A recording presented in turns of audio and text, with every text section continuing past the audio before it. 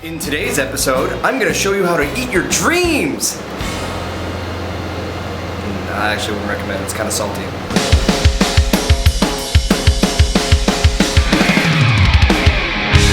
Hey guys, it's Graham for G's Things. We're going to be talking about the Energy series by Dream Cymbals and Gongs. Fantastic series, they have a great feel, nice playability, great sound, great look, finish. They're awesome cymbals. Let's show you how awesome they are. Dream started in 2005 and is the love child of Canadian values and Chinese cymbal craftsmanship. The idea was to offer extremely professional cymbals at a non-professional price, meaning that people like you and I could have access to them without ruining our bank accounts. So far, they're quite successful in meeting those requirements. Here's a little more about the cymbals themselves. The Energy series are all hand-hammered and micro-lathed except for the hi-hat bottoms. The other bells are left unlathed for more interesting overtones and focuses the cymbals more towards the brighter end of the spectrum due to the lack of weight loss. Since they're medium to heavy weight, they're going to be more comfortable on louder stages and with heavier hitters. Though they fit perfectly in a rock or pop setting, they will hold their own in most musical environments. Here's a quick view of each individual cymbal we have. So first here are the 13-inch hi-hats. The top has a lathed bow and unlathed bell. The bottom cymbal is completely unlathed, making for an interesting sonic combination. 14-inch hi-hats, they're the same as the 13-inch hi-hats. They're a combination of a lathed top cymbal with an unlathed bell and a completely unlathed bottom cymbal. The rest of the cymbals are fairly similar in appearance. Lathed bows and unlathed bells all around. The 16-inch crash has a medium weight and the lathing goes all the way up the bell. Medium-sized bell for crash this size. 20-inch crash ride, medium, thin in weight, nice flex to it. Lathing stops at the beginning of the bell, slightly larger than a medium-sized bell. 20-inch ride is medium in weight, and lathing goes further up the bell than the other cymbals. Smaller bell than the 20-inch crash ride. 22-inch ride, medium thin, even lathing up to the bell. Lathing goes halfway up the bell.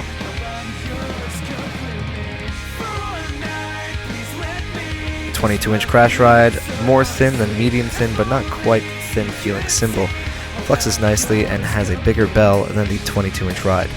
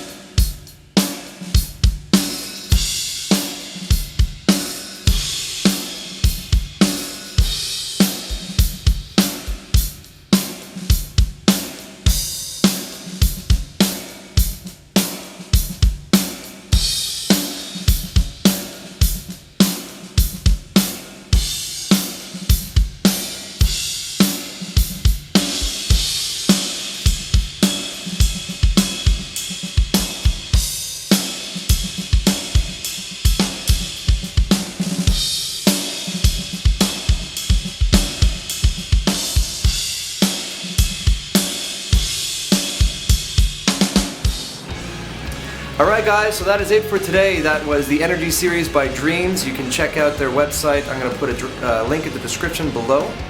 And you can find out more information as far as dealers and pricing and stuff like that is concerned. Overall, my thoughts about the series was a very cohesive series. All of the cymbals fit in very well. I thought there was not anything that stuck out like a sore thumb. It was all very nice, all very in the middle. I like that. I don't like surprises. The only thing I was a little upset with was the fact that I didn't have more crashes. I only had the one 16-inch crash to base my opinion about crashes in this series. So I felt I was left a little short there.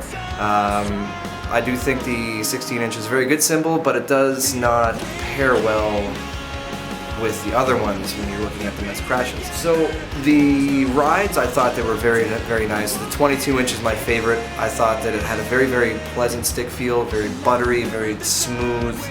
The definition was very nice. It was a little washy, and I don't mind that. The only thing that I wish was a little more defined was the bell. The bell lacked a little bit in definition and clarity for me. The 20-inch ride made up for that. Very good bell on that. My favorite bell of everything is probably the 20-inch crash ride. I thought that was overall my favorite cymbal. I would use it as a crash more than a ride, but I'm just a heavier player and that's just my style. But that would be a cymbal I would bring to any gig, be it jazz or rock, funk, anything like that. I'd bring that. That would be my jack of all trades cymbal. I wouldn't hesitate to use that in anywhere. The 22-inch was a little big. I liked it though, it was very great. I would use that on a heavy rock gig without question. That would be a very, very big, washy, open crash. The stick definition was very good, well-defined patterns. The wash was very nice. The overtones are very nice. It was just a very pleasant cymbal.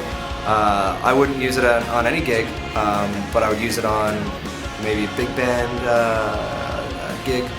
Or like I said, a heavy rock metal gig. That would be the one. The hi-hats, the 14 inches, just didn't do it for me. They were a little too thick. I felt the pedal feel was a little too mushy, and they weren't as loud as I thought they were going to be. The 13-inch I thought were the better of the pairs, just because they were a little higher in frequency, they cut a little more, they had more definition, they were just better paired cymbals altogether. The 14s, they're not bad, they just weren't it for me. The 13s, I would use those in most places. If I had an 18-inch crash, I think I'd be much more happy with the series. But it is what it is. I had what I had, and that is what I think about it. I want to thank you very much for watching. You can check me out for more videos right here. Subscribe, you'll get more of them. And if you have any questions, if you have any comments, feel free down below. You know where to put them. This is YouTube. You know what to do. Rock on, kids. Take it easy.